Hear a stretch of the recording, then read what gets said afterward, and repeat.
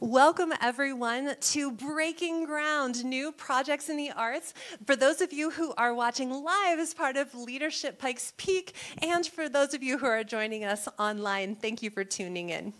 Today, we are looking forward at some of the most exciting new projects that are emerging in our arts community. The arts community is growing the same way our city is growing. There's new ideas and new people who are creating every day. And we're about to introduce you to 4 inspiring projects and show you how you can get involved and support them in your own life too. Our first speaker is Cynthia Chung-Aki from Golden Lotus Foundation to tell us about the Asian Heritage Center Tea House and Botanical Gardens. You're going to be amazed by what they have planned.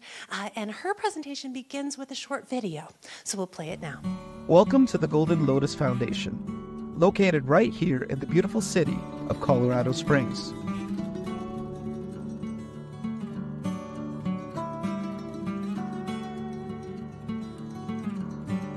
Our foundation is dedicated to preserving and promoting Asian cultural heritage in this vibrant community. As a nonprofit organization, our mission extends beyond just preserving these cultural treasures. We strive to create a space where individuals from all walks of life can come together, learn, and appreciate the beauty of Asian cultures. Our goal is to foster a greater sense of community and understanding in Colorado Springs and beyond.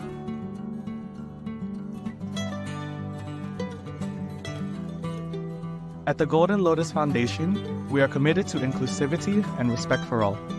We embrace the vibrant cultures of Asia and the Pacific Islands and Native Hawaiian communities, and we invite everyone to join us on this incredible journey of cultural exploration.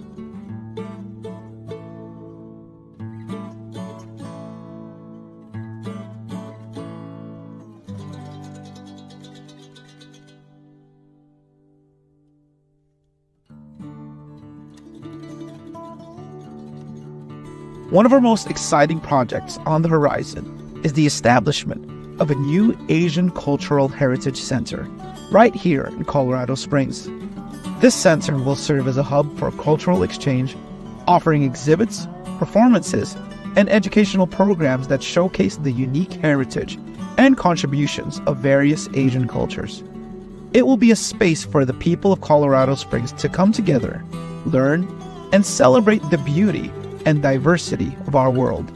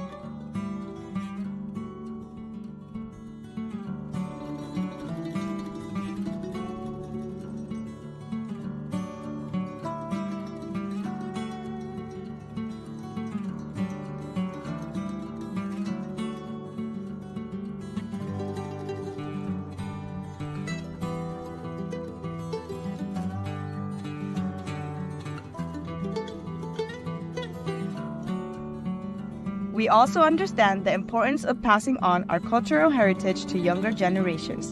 Through our programs and activities, we aim to reconnect individuals, both young and old, with their Asian roots, ensuring that these precious traditions are preserved and cherished for years to come.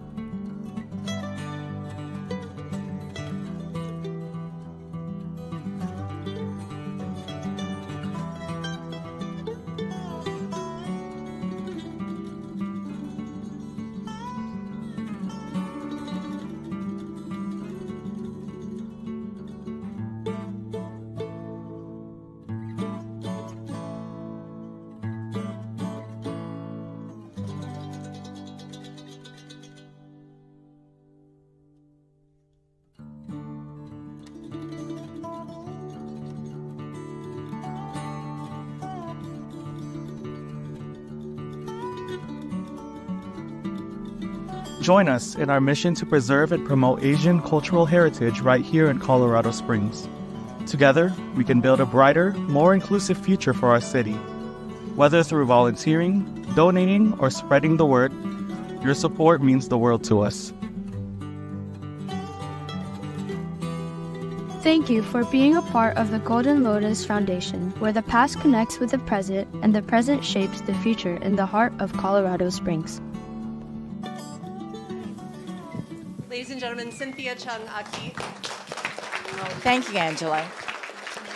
What I have here are brochures if you want to participate and just take one and pass it on. I'm so pleased to provide you with this information. The Golden Lotus Foundation was formed in 2011, and so it's been 12 years, and the vision has always been to celebrate Asian culture here in Colorado Springs, and that occurred when I walked out my front door, was going to the mailbox, and the neighbors next door adopted a Chinese daughter, and Olivia must have been about 4 years old. And she runs by her driveway, meets me at my mailbox, and she doesn't even say hello. She just says, she looks at me and she says, "You got black hair just like me." And that really grabbed me, that we needed to do something to make sure that our children knew who they were. So this has been a quest of mine, and slowly and surely I've been able to get a following.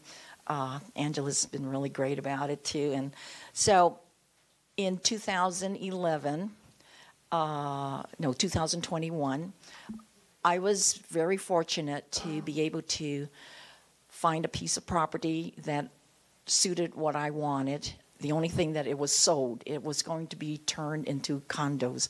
So the day that I went to see this 8.5 acres of land, which was the former Stratton Park, it's a historic park within the neighborhood of the Broadmoor community. It's at 1819 West Cheyenne Road, right as you head onto North Canyon.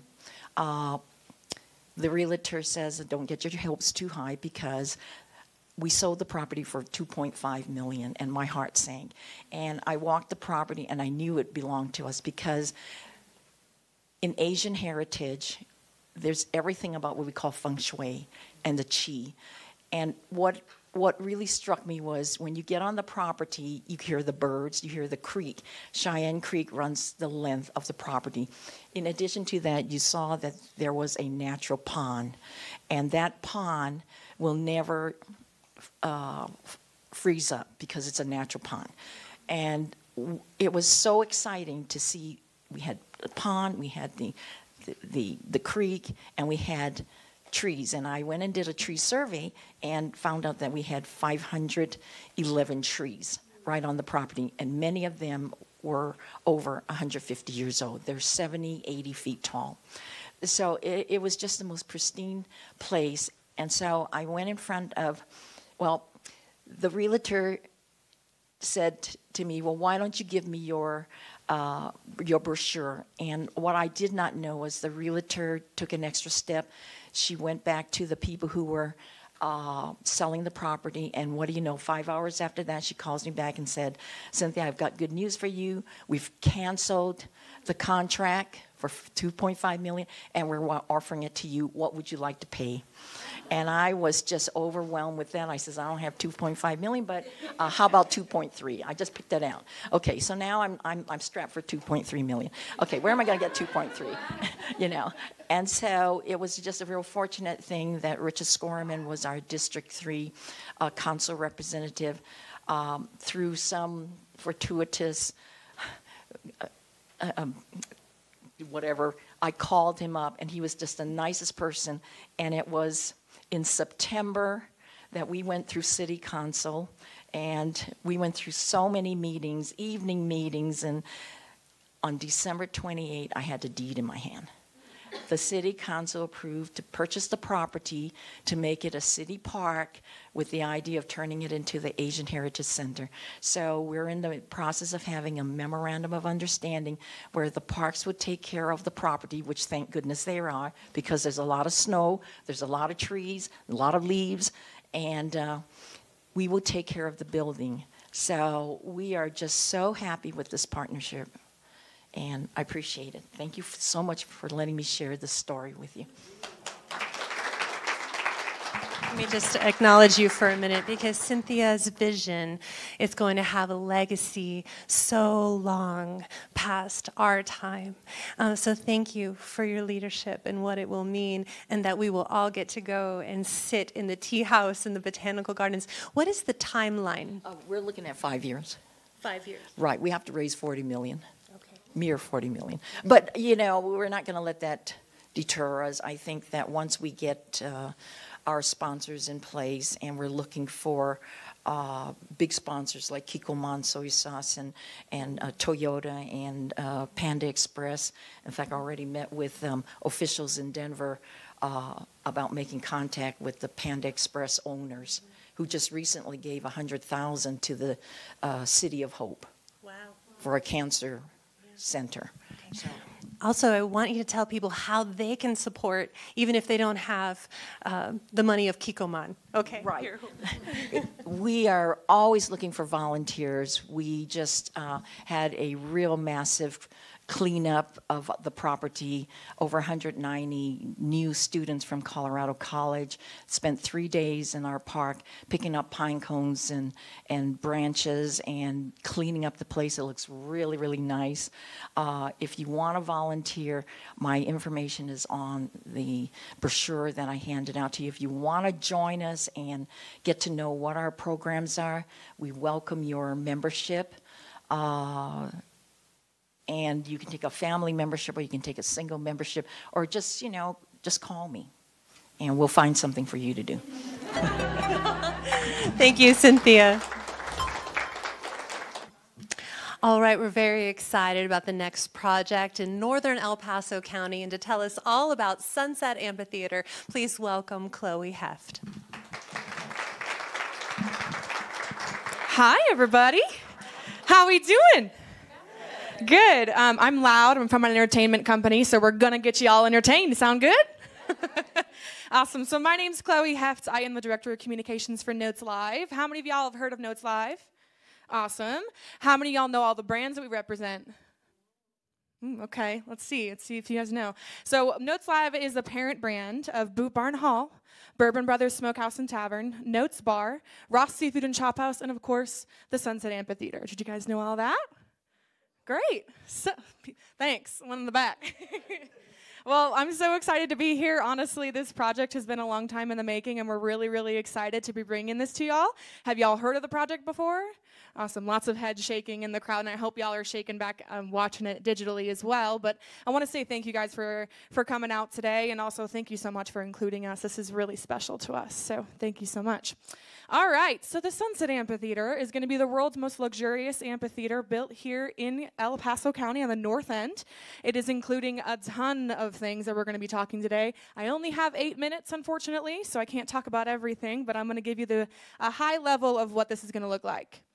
So after announcing this project, we got national attention here in Colorado Springs. The Wall Street Journal covered us. Billboard magazine did. All of our local lovely affiliates, the Indy, the Gazette, but also the Denver Post, Variety magazine. I mean, the Colorado Springs was really brought into the forefront of the entertainment conversation and kind of just bolstered our beautiful arts and culture community that we have here right now. So I just wanted to give that a highlight just because this announcement was just a big piece of Colorado Springs arts and culture.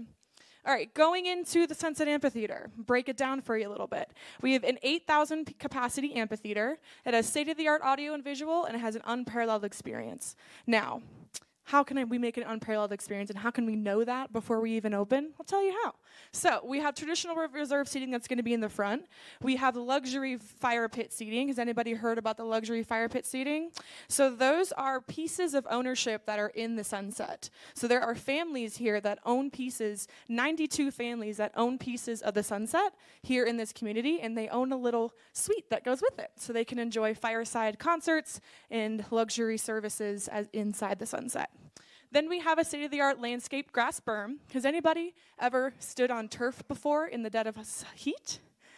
Yeah, so we say a state-of-the-art landscaped because the Sunset actually has a high-tech technology that's going to cool that turf. It has a multi-layered piece of technology. It's a very long name, and it's not very exciting, but it is. It cools through a technology under the turf itself, and it also drains. So if it does rain before the show or during the show, it drains. So it won't be wet, and it won't be hot. So that's exciting.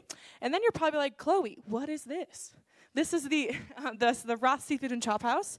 So if you want to go to the next slide, I'll show what that is. The Ross Seafood and Chop House is built on the external side of the Sunset Amphitheater. This is a kind of a view looking into the amphitheater.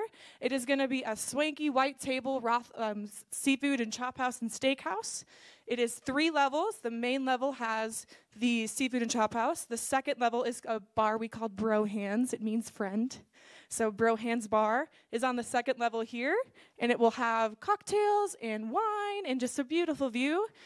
We will also have event spaces on the flanks of it where you can rent out for weddings and conferences. And you know what? Maybe a rock star will play your wedding. So that sounds fun, doesn't it? There are going to be floor-to-ceiling windows so you guys can peer into the Sunset Amphitheater during your time. This is an external piece of the Sunset, so you do not have to have a ticket to the show to come and eat there. All right, so to be able to put this project together was no easy feat. It was definitely a big dream of ours to put this together, and we're very, very excited that it's officially coming to Colorado Springs. But I wanted to give a highlight to all the people that helped us on this project. Notes Live invested over $1 million in assessments to make sure that this is the place that it could be here in the Colorado Springs area, and it's the best place that it could be in the Colorado Springs area.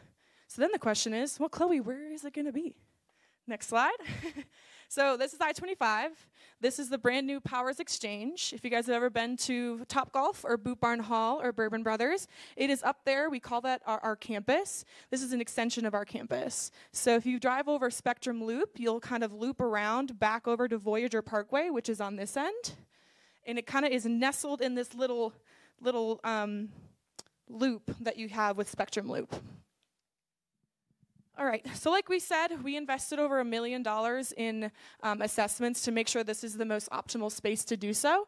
Traffic studies, parking studies, community environment studies. It was quite an extensive task, and through that study, we did learn that over $102 million in local economic impact per year will be brought from the Sunset. We'll have over 500 new jobs created. We'll have $78 million driven by the development of the project itself. And then it will generate $41 million in taxes for Colorado Springs over the next 10 years. Isn't that great? Great, so we did have our groundbreaking, and if you want to just make sure that video plays, it's kind of fun. The Sunset Amphitheater is going to be the most luxurious amphitheater ever built in history. The Sunset Amphitheater is going to be a fantastic, world-class addition to an already thriving North End and the facilities that are here. We're really excited about this opportunity to bring world-class entertainment to Colorado Springs.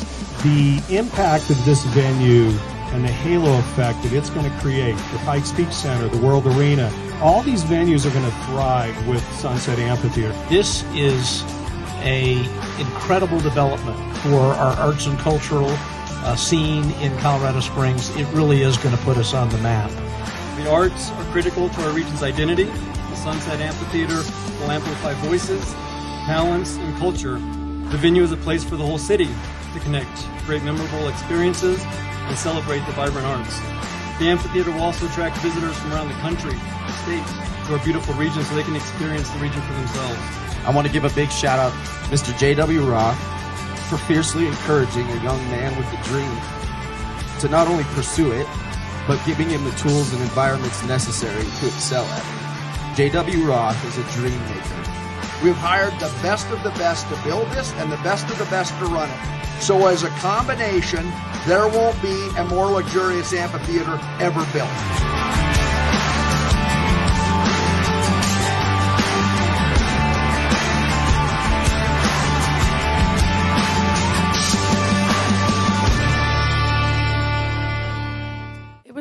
magical day. It was a lot of leaders in this community, a lot of organizations, and a lot of people who just were really excited, including biodegradable confetti. It was awesome.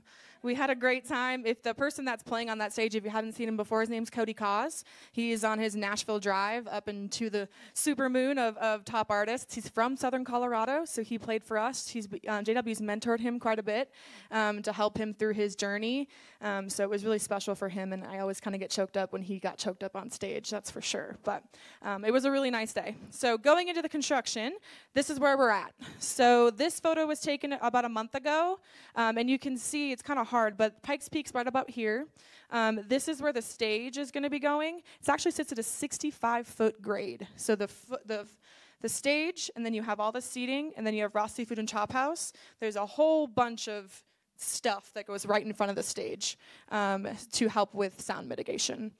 But then also, the whole property here has turned in. It's like this crazy 100 people are working on it every day. If you go up there right now, you can see all the work that's being done. It's going quick. So it's really exciting. This was taken yesterday. Unfortunately, I know there's some construction people in the room. You can tell me what this is. But this is just some of the buildings that are going to be built on the amphitheater. We're looking forward to, we have already started booking bands. I really wish I could tell you what they are, but we have already started booking bands for the 2024 season. It's for the later months of summer. We anticipate and hopefully we'll be able to put some butts in seats earlier in the summer. However, we don't want to put people in seats without the seats being there. So yeah, I'm excited about this. We hope you guys are too. I know that was like a 300-foot view, but that's all that I got time for. So our next presentation is from Steve Wood, who is the visionary behind the work of Concrete Couch, and who's about to have a big grand opening in just a few weeks. And just as this streaming premiere will be happening during Arts Month of Concrete Coyote, here to tell you all about it and how you can support, Steve Wood. Thank you, thank you. So, before we talk about the park, a little bit about Concrete Couch. Anybody know about Concrete Couch? Excellent, so many of you. So really working with Title I schools, seniors, vets, queer youth, developmentally differently abled. We mix them all together. Make our programs free and open to all the participants, all the individuals. So that's kind of been our mission for the last 20 years. And like 10 years before that when we were playing around, just doing fun stuff in the community. So we're going to start with some pictures. So the Great Pumpkin, 95% recycled materials, 200 people worked on it. This wall connects us all. It's a mural at Penrose Library for 20 years. I talked to the directors there, and they were like, we're going to have a bunch of money, and we're going to run a big request for proposals. And eventually they had a new director, and I went and talked to him, and they're like, wait, you're going to do this for free? You've done all these other programs in town? Let's have you do it. Again, hundreds and hundreds of people. It cost us a lot of money, but it was mostly in kind. All right, next. Every once in a while we go out of town, and we've won all kinds of awards out of town. It's funny how that works. But this is up in Aurora, and it was a great pandemic project, and we actually worked with people in Aurora outside, made it safe and cool. That was the Aurora Borealis, by the way. That was the title. So this is just one of our projects in town. This is at the old Helen Hunt School, and the school closed, and the parents are really bummed because now their kids from this lower-income neighborhood are getting bused to another lower-income neighborhood, and they can't walk there. So we did a whole playground piece. This is not the designer and inventor of this column, but it was this kid Micah, who's about the same size. And this is just one of the components. We have like 800 projects like this in town that we're really all asked for by the community. Why do we do it? I mean, look at these kids. This is a climbing wall at Edison Elementary. And the wall's great. It was a fraction of the cost of a project that was done through a catalog, but these guys made it. And they learned a lot and had a lot of fun. So now a little bit about the park. So for about 15 years, we were always in someone's garage or basement as an office. We keep our expenses really low. We do wage equality, so all the staff make about the same per hour. The one I just hired makes more than me. because I'm on salary and I work a lot of hours, but you get the idea. We keep our expenses really, really low. And we were realizing this is not sustainable. If I leave, it's, you know, that's not going to work. So we started looking around for a warehouse or something like that. And one of the foundations we work with said, hey, there's an old dump down here. It was an old concrete batch plant. Maybe you guys could do something cool with it. So here you can see, here's downtown Colorado Springs. If you go to the southeast corner on Las Vegas, it's an industrial strip. And we're just nestled between a historic train track, which doesn't run now, and an active train track, which definitely does run now. And we looked at it, and we really loved it. This is a map of some of the things. This map's about a year old. There's now like 3 times as many things on it. We've got 2 miles of trail, which doesn't seem like a lot, but we don't have any power tools. We're like, help us move this rock. That's kind of how we're doing it. We've hosted 2,900 free classes on the land since we bought it in April 2019, which I think is really cool. And who is that? Thank you. It's community groups, it's school groups. We just had the deaf and blind school out. They took a big hiatus during the pandemic, and we're like, when can we get you out? And they're like, oh, yeah, we're ready. It was great getting them. We get veterans, military families, again, all kinds of groups of people, and obviously neighbors from Hillside that have really taken the greatest focus on helping us design and build it. We had 80 community sessions with them before we even started this. Should we buy it? They were like, oh, yeah, you guys should do it, and you should make stuff for kids, and you should clean it up, and you should make it safe, and public restrooms, public restrooms. So we're doing all those things. It would have been much simpler if we hadn't done all the things that the community right there from Hillside wanted, but we're glad that we have. Also, Pikes Peak State College. We've hosted 4 classes there where they come down, and we support them. It's not just like, oh, come and do whatever you do. It's like, we're there. We're doing this all as for free or as for low cost as possible. For State College, totally for free. We have summer camps, which we've done in town for 20 years. And we started them on site there. So this is the sculpture camp, and you can see they're kind of fired up with their little sculpture. You can see some of the trash and concrete debris back there. It's been a real job to transform the land, and I'd love to have you guys down to see it. It's a learning laboratory. It's a place for all to meet and make. So this 22-foot sculpture of a hammer was made by one of our welding kids, super intern. He became an intern and did it for year after year, so he became super intern. And while he was in high school, he built that. And he actually applied to Beef Radenberg Foundation to get a little grant, so it didn't even cost us anything. We were able to help him. And through that, he got a scholarship at Pikes Peak State College. Now he's out welding. He's like younger than anybody here, and he's already bought like a condo. And like, isn't that success, right? He was just there last weekend and was helping us out, and he was glad that the hammer's still working. So Ashley Cornelius, our poet laureate, performing with Jasmine Dillevue, acting out. So we've had, even though the park has not been open technically, we've been doing all kinds of things there. Like I said, 2,900. Our opening is October 7th, and we have it figured out close enough to say 3,000 community sessions. And all of these are just practice to see what it would be like if we had a park. So it's worth noting that before we had the land, there were weekly police and fire calls. There were homicides, drug overdoses. It was a really bad and scary place. So since we've owned it, 0 police and fire calls. And thank you. So the folks in the neighborhood are very excited about that. We've really made this place that was dangerous safe. We got all kinds of amenities. So this is a group that really are into the disc golf. And we got a little Kono $500 grant that paid for that project. So all the artists got a stipend. We do a science program. So they're looking at putting water and how it erodes. And Shook's Run Creek actually goes through the property, and we've done lots of stuff, planting willows and cleaning it up and doing a million environmental things on that. So the education, the science education is really great. These are the kids building the playground. We have an adventure playground, which is different from a regular playground. When it's adventure, you can kind of do more things to it. Interestingly enough, friends of mine who are in this greater business of kind of community-built projects have done studies.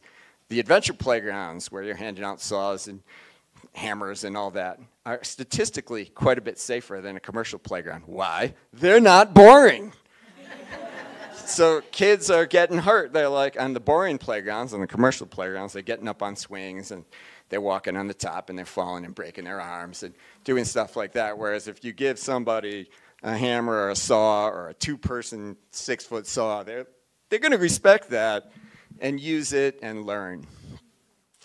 This is the main stage, and we built that last year, and we just put a big, giant upper roof on that, which is really exciting. So now we have ensure that whoever's performing won't get rained on. Giant teeter-totter, and you can see part of the playground back there is actually in those trees. We got a 3-story tree house.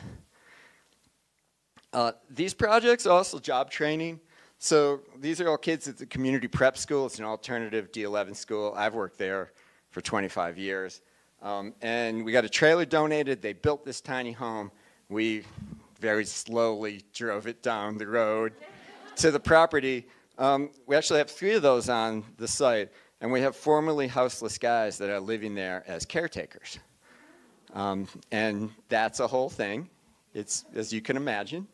But it really has provided some stability, and we've had kind of various cohorts that have come in and really been able to be part of the community and help and kept it safe. And that's part of the thing. I don't go down on Sundays. Those guys are there on Sundays. So that provides someone there every day to make sure people are being good. Mark Wong, who's a famous potter here in town, he's doing Clayfest this weekend. If you've never done Clayfest out in Manitou, it's great. Friday night, he's doing a special project where they prepare all the clay. You're all invited. It's a great way to jump into a real community thing. Here's just one of what we've done with the old dump. We've built probably 200 retaining walls like that. I think what's cool is look at the builders. They aren't big strapping dudes making Davis bacon. They are kids that are learning how to use tools. So far, we haven't needed anything more than Band-Aids. This is a group of kids through Relevant Word, so we work with them about once a month. And by the way, every single program you've seen has been free. We just offer this for free. And this is kind of the heart of the park, is this historic train bridge from 1897. Isn't that amazing?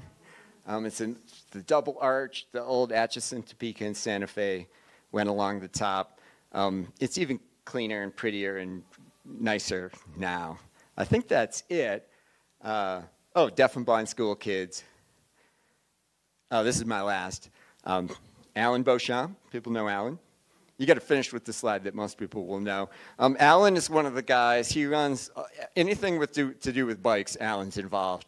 He also works with Trails and Open Space Coalition. And Alan found this site before we did. And he's like, somebody should do something with that.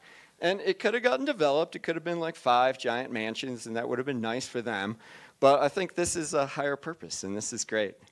And he was the one that said, Concrete Couch, you guys should go look at it. And that was about the same time the foundation came to us. So we do have an 11-page master plan. I've got some copies over there if anyone's interested. And I also have some flyers for the grand opening, at which time we'll be open like a regular park from dawn to dusk, and that's October 7th. Yami's going to be there and all kinds of other people, and you're all invited. Thank you.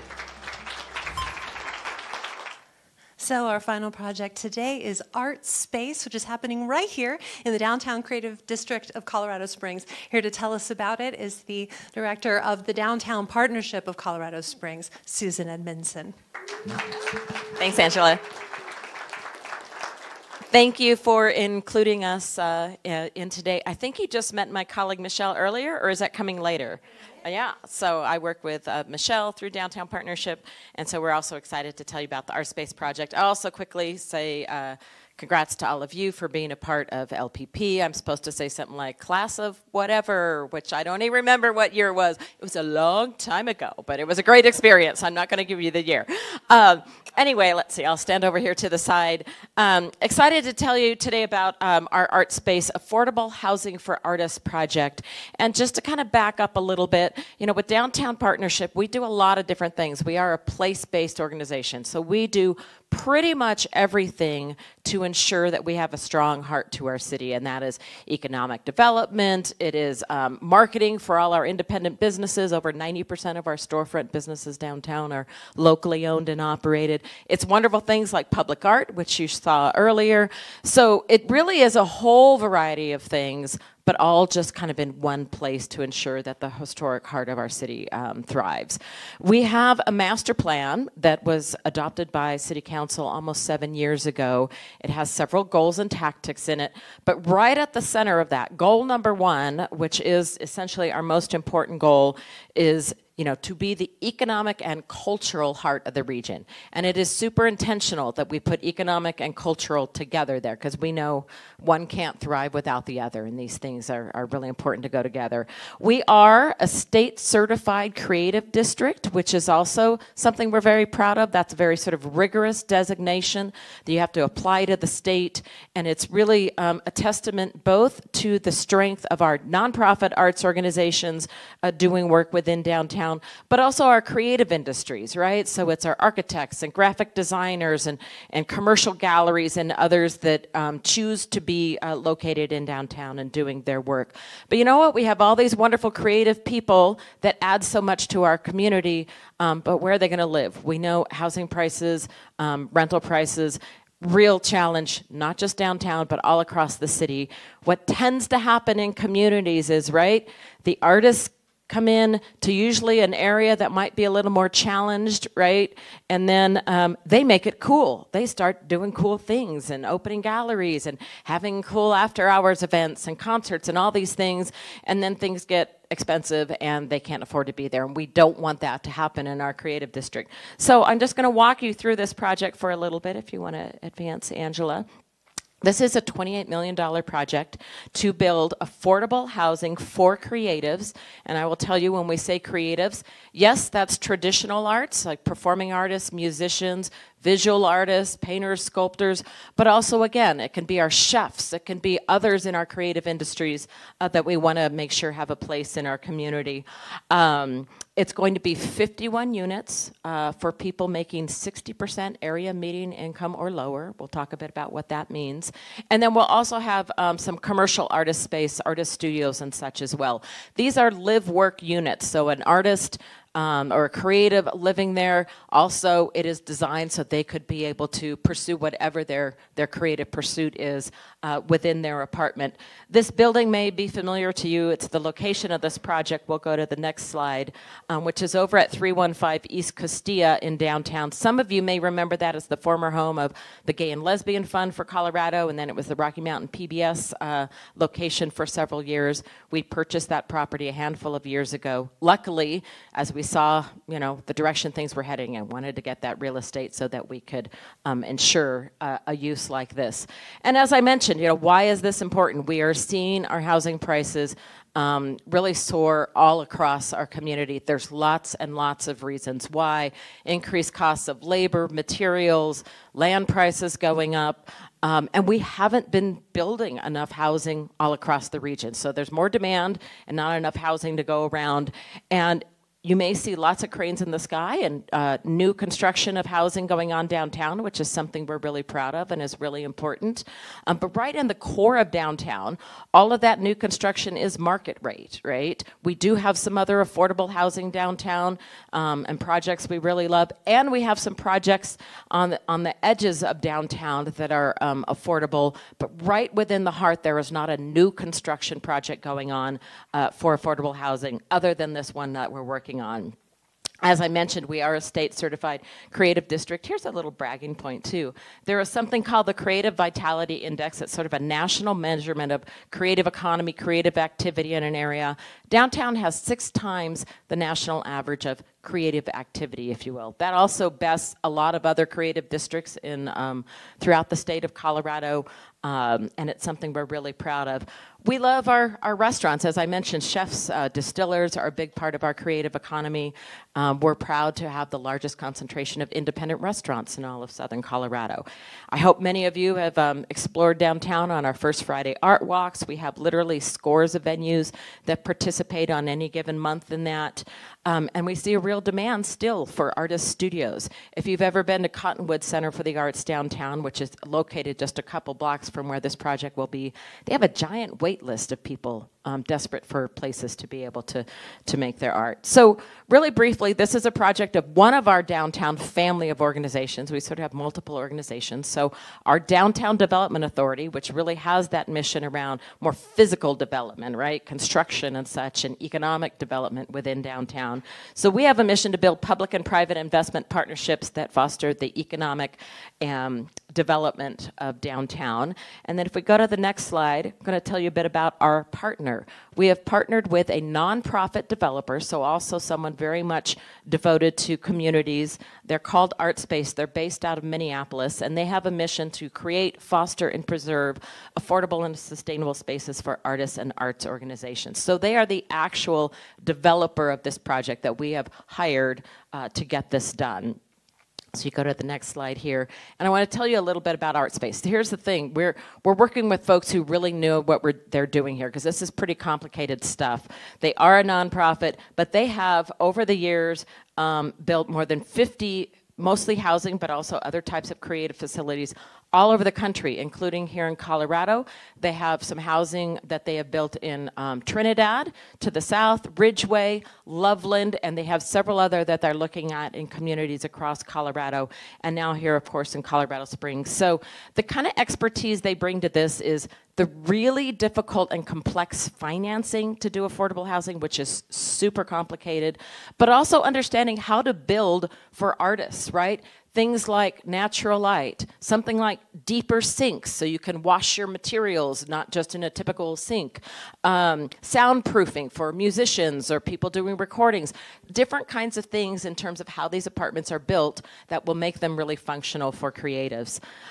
So all the work, we've been working for years on this. We did a market study. We listened to folks in the community to make sure this was something that they felt a need for. And so early on, we had folks step in, including folks that helped us to buy that location with the John and Marga Lane Foundation and G.E. Johnson Construction Foundation. City and county helped as well.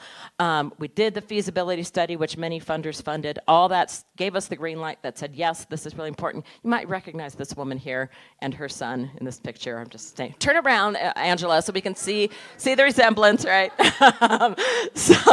Next slide here. And again, a reminder of this location. If you've been by lately, what we liked about this location, frankly, a lot of it was surface parking lot. We always think there's better uses downtown than surface parking lots.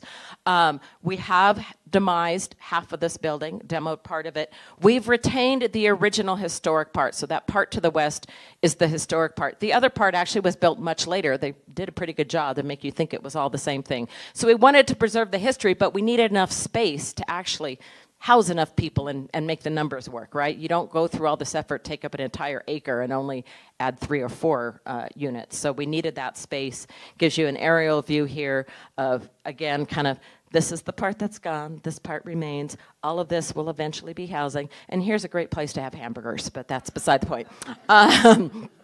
Just a conceptual rendering of what we are doing here, and we'll go to the next slide. And again, just to kind of give you a concept, we have both 1 bedroom and 2 bedroom. Won't go into all the details when we talk about making 60% or less of area median income, but essentially those are formulas around in general, someone should really ideally only spend about 1/3 of their income on their housing, and as well as, frankly, transportation, because that's a key part of wherever you live if you can't get to your job or where you need to be. So when you look at, well, what are people making? What's reasonable in a community if someone is only spending 30%? And we're saying, well, even less than that, because not everybody can do that, so that we can make this work. And I'll also say, when we talk about artists and creatives here, there's a whole process around, you know, being waitlisted for perhaps an apartment here. But we're very intentional. This doesn't mean someone has to make a full-time living at their arts. Frankly, very few creatives in our community do, right? But there's some amazingly talented dancers, actors, and other folks. So folks are reviewed, interviewed, or things like that. And we're just looking for people who have a passion for their creative process, right? But not necessarily this idea that you must be doing this full time. So since that time, we have had many generous funders come on board. But what I really want to note, too, as I said, this is about a $28 million project. Less than 5% of the money we are raising philanthropically is, if you will, philanthropic dollars. What is great is we are doing something large in our community, but not asking a lot of our community. We received $10 million in funding from sort of 2 different buckets from the state. There was a community, I've just blanked on the name of the fund, but we applied for some funding, which was really exceptional to have this opportunity. Some of this timing was around when there were dollars related to the Relief Act with COVID and things like that. We will also be utilizing federal low-income housing tax credits. The actual capital stack to try to make this work is incredibly difficult and incredibly complex. But what I'm really proud of is we've had a lot of funders step up, and as I said, we are not burdening our community by saying, we're going to do a $28 million project and we want you to bring us $27 million of that. We do still have a delta. We are still fundraising for that, but we're down to, you know, a couple $100,000. And we are beginning construction. We broke ground earlier this year, as you can see from this photo. It was a really exciting day. These are shovels designed by artists in our community, by the way. We don't just do things the regular way when we break ground in the arts or whatever. So we are still fundraising, but like any project, you know, at this point, you must move forward because these dollars have timing related to them, right? So you got to get going. You can't wait till every single penny is in the door. It just doesn't work that way. So yes, we feel confident with where we are, but we also want to make sure we don't have to cut corners, that we can also integrate the arts into this property with murals and sculptures, and that we can really deliver the best spaces possible so that fundraising continues a little bit. Just a couple other quick renderings here to give you a sense of things, and I think that's it. So, do you see the way that arts and culture is addressing affordable housing, mental health, education, you know, the built landscape around us, and how it functions to build a city that we want to live in and that is good for us? It's so inspiring to see, and it's happening right now. So I hope you've been inspired, whether you're watching at home or right here in our live audience with Leadership Pikes Peak. You can learn more about Leadership Pikes Peak in this video, and you can also learn more about arts and culture. Please lean in and get involved. You can find out about a lot of these projects and more going on by connecting with the Cultural Office. Our organization is the local arts agency for El Paso and Teller counties, and as you see, it takes many inspiring people to infuse heritage and so much soul and humanity into our city. We hope that you will plug in and start collaborating in whatever way makes sense for your company, your organization, and your life. You can learn more at culturaloffice.org about the cultural scene and about what we support here and about all of these projects. We're thankful today to be hosted in UCCS Downtown, which is also a really lovely, flexible space, and to have this video produced by local creative Kevin Davis of Guerilla Media Co. So none of us do it alone. Thank you very much.